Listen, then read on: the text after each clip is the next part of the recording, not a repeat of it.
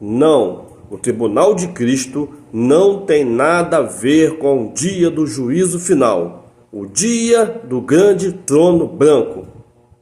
Tribunal de Cristo é uma coisa, dia do juízo final é outra coisa. E nesse vídeo irei falar o que é esse tribunal de Cristo e como vai acontecer.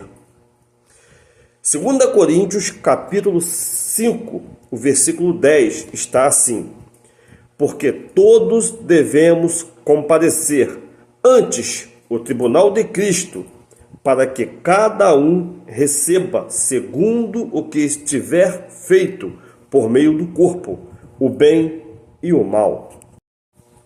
O primeiro ponto para entendermos o tribunal de Cristo é que esse tribunal não tem nada a ver com condenação nem com salvação. Não é isso. O tribunal de Cristo é departamento de salvos, pessoas salvas em Cristo Jesus.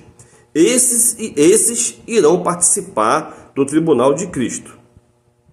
O tribunal de Cristo, na minha visão pré-tribulacionista, vai acontecer antes da grande tribulação. A igreja será arrebatada aos céus. Aqui na terra vai acontecer a grande tribulação, um período de 7 anos. Enquanto isso, a igreja estará no céu participando desse tribunal. Depois que acabar o tribunal de Cristo, vai acontecer a festa das bodas do Cordeiro. Enquanto isso, aqui na terra, aqueles que ficarem vão passar por um período de grande tribulação. Isso é a visão pré-tribulacionista, é a visão que eu creio. A visão pós-tribulacionista acredita que esse tribunal de Cristo vai acontecer depois da grande tribulação. A igreja passa pela grande tribulação, no final desse período, Jesus vem, resgata a sua igreja para participar do tribunal de Cristo e das bodas do Cordeiro, no final da grande tribulação. A minha visão é que isso vai acontecer antes. A igreja é arrebatada aos céus. Aqueles que ficarem vão passar pelo período da grande tribulação, serão provados. Será aquele período que o anticristo vai estar aqui na terra, o falso profeta. Mas não é sobre isso que eu quero falar. Eu quero falar somente do tribunal de Cristo. Bom, já deu para identificar aonde vai acontecer esse tribunal de Cristo. Não importa a sua visão, se é pós ou pré. O tribunal de Cristo vai acontecer no céu. Agora, uma pergunta: qual é a finalidade? Para que esse tribunal de Cristo, se as pessoas já estão salvas e lá no céu? Qual é o objetivo? E agora sim fica muito interessante. O apóstolo Paulo, na primeira carta aos Coríntios, no capítulo 3, a partir do versículo 11, ele diz o que vai acontecer nesse tribunal. Vejamos o que o apóstolo Paulo diz. Versículo 11. Porque ninguém pode pôr outro fundamento, além do que já está posto, o qual é Cristo Jesus. E se alguém sobre este fundamento formar um edifício de ouro, prata, pedras preciosas, madeira, feno e palha, a obra de cada um se manifestará. Na verdade, o dia a declarará, porque pelo fogo será descoberta, e o fogo provará qual seja a obra de cada um. E se a obra que alguém edificou nessa parte permanecer, esse receberá galardão. E se a obra de alguém se queimar, sofrerá detrimento, mas o tal será salvo, todavia, como pelo fogo. Aqui, nesses versículos, o apóstolo Paulo está falando de 6 elementos: ouro, prata, pedras preciosas, madeira, feno e palha. Redobre sua atenção. Cada pessoa, perante a esse tribunal, ele vai apresentar um tipo de elemento. Ele vai apresentar ou ouro, ou pedra preciosas, ou também madeira, palha e feno. E esses elementos serão provados pelo fogo. Esses elementos que não entrarem em detrimento receberão galardão. E aquele elemento que entrar em detrimento pelo fogo não receberá galardão. Veja que ele diz que ainda será salvo. Ou seja, esse tribunal, ninguém perderá a salvação. Esse tribunal está falando de premiação, de galardão. Veja, se a obra que alguém edificou nessa parte permanecer, esse receberá galardão. Veja o versículo 13. A obra de cada um se manifestará, na verdade, o dia declarará, porque pelo fogo será descoberta, e o fogo provará qual seja a obra de cada um. Aqui está falando de obra, não está falando de salvação pelas obras, não tem nada a ver. Obra não salva, quem salva é o Salvador. Está falando aqui de prestação de serviço na obra de Jesus. É aquele que faz a obra de Jesus, é aquele que cumpre os seus mandamentos. Essas pessoas vão apresentar esses elementos em suas mãos. E agora iremos entender como é esses elementos. Como é obras de ouro, como é obras de prata, como é obras de pedras preciosas, obras de palha, obras de feno e obras de madeira. Obra de ouro, as obras de ouro na Bíblia. Toda vez que a Bíblia fala em ouro, está falando de pureza, de honra, de glória. Você que faz a obra de Deus, para a honra, para a glória de Deus. Você que prega, que ensina, não para o seu ego, não para a sua própria honra, mas faz para glorificar o nome de Deus. Você que faz um tipo de serviço na igreja, serviço manual, serviço braçal, mas faz para a honra e a glória de Deus. Você está acumulando em suas mãos material de ouro, obras de ouro em suas mãos. Ou seja, quando você chegar perante o tribunal de Cristo, você vai ter obras de ouro em sua mão. Esse é o elemento ouro, é tudo aquilo que você faz para o Senhor, para glorificá-lo, para honrá-lo o seu nome. Amém? Obras de prata. Toda vez que a Bíblia está falando de prata, ela está falando de resgate. Davi comprou o terreno de Araúna por 50 ciclos de prata. Sansão foi vendido por 30 ciclos de prata. Jesus foi vendido por 30 ciclos de prata. Ou seja, toda vez que a Bíblia está falando de prata, está falando de resgate, de compra. Sabe você, evangelista, sabe você, missionário, que sai para as missões, que sai às ruas à noite e ninguém está te vendo, mas você está resgatando almas, você está em busca das almas perdidas, comprando com prata, resgatando com prata. Essas pessoas que fazem a obra de Deus, que fazem esse tipo de serviço para Deus, resgatando as almas perdidas, aquelas pessoas que estão nos becos, nas vielas, muitas das vezes drogadas, e você está ali, às vezes sozinho, achando que não tem ninguém vendo, mas Deus está vendo. E você, quando chegar lá no tribunal de Cristo, em suas mãos estará o elemento, o material prata. Você vai apresentar perante a Jesus, no seu tribunal, o elemento prata em suas mãos. E você será galardoado. Essa é a importância de fazermos as coisas para Deus. Mesmo que não tenha ninguém vendo, você estará sempre reservando em suas mãos o material. Nesse caso, o material prata.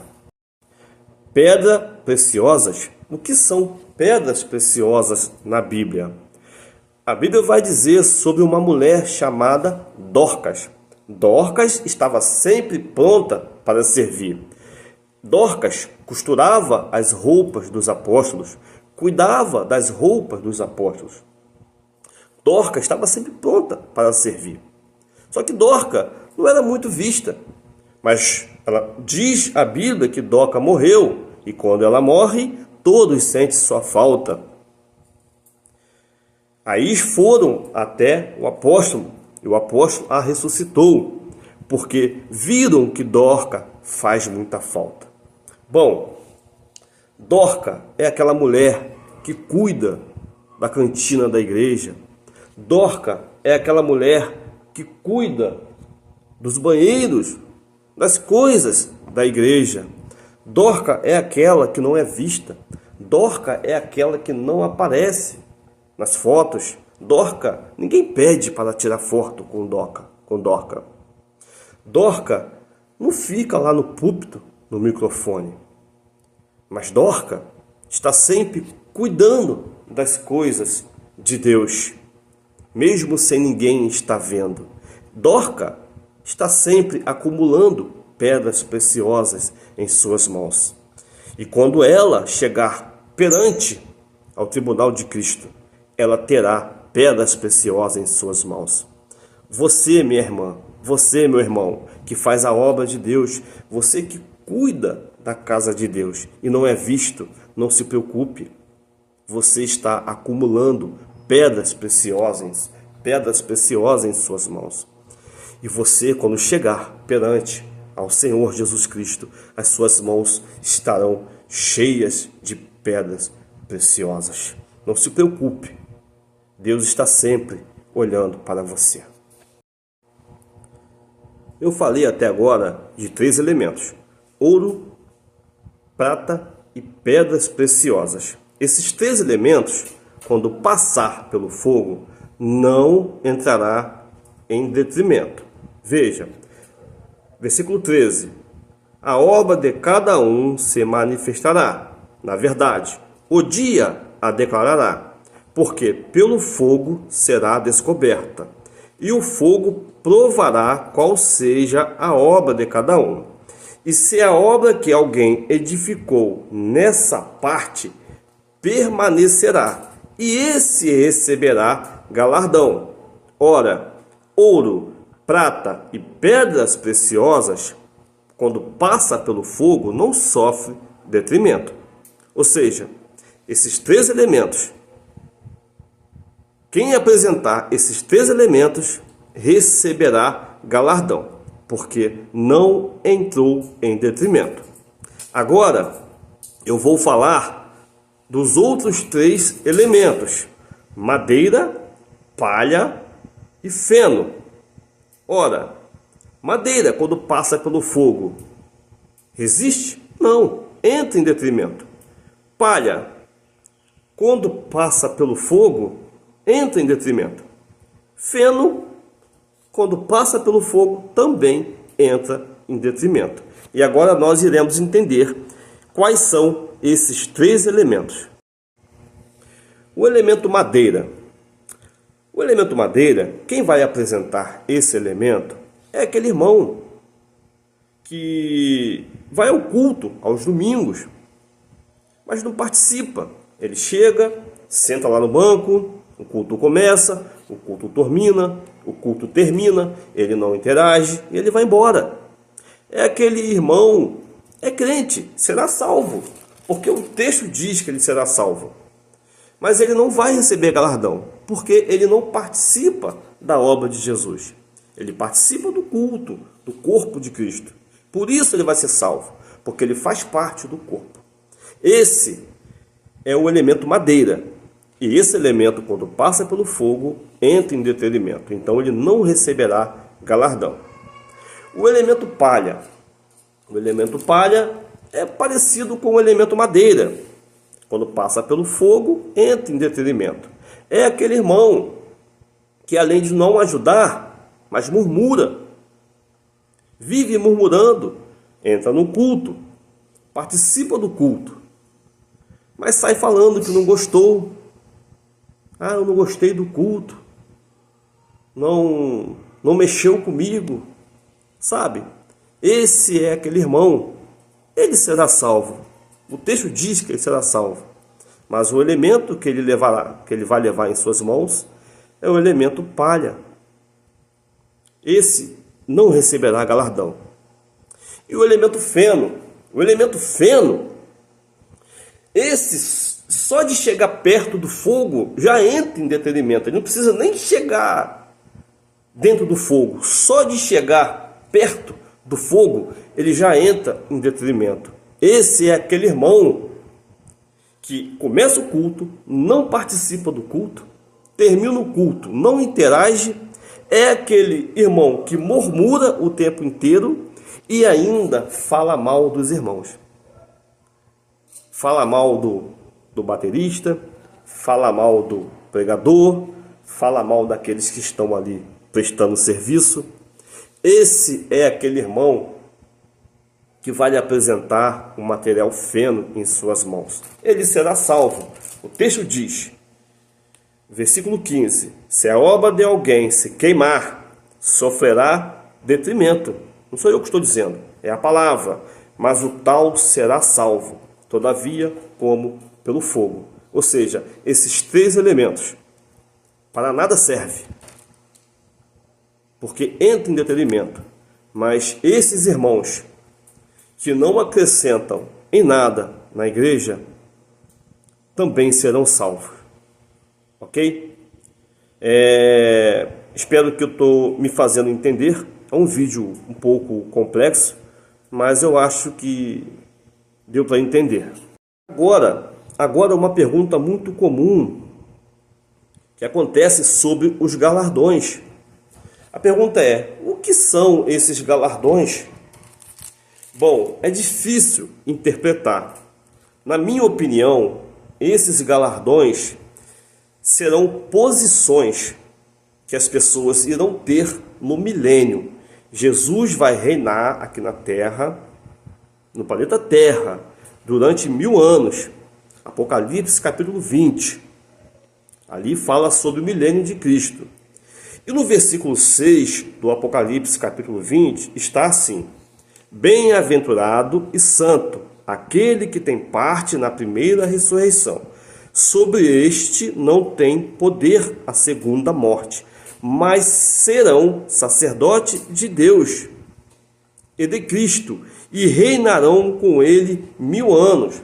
Ora, para mim, esses galardões serão posições hierárquicas no reino milenial de Cristo.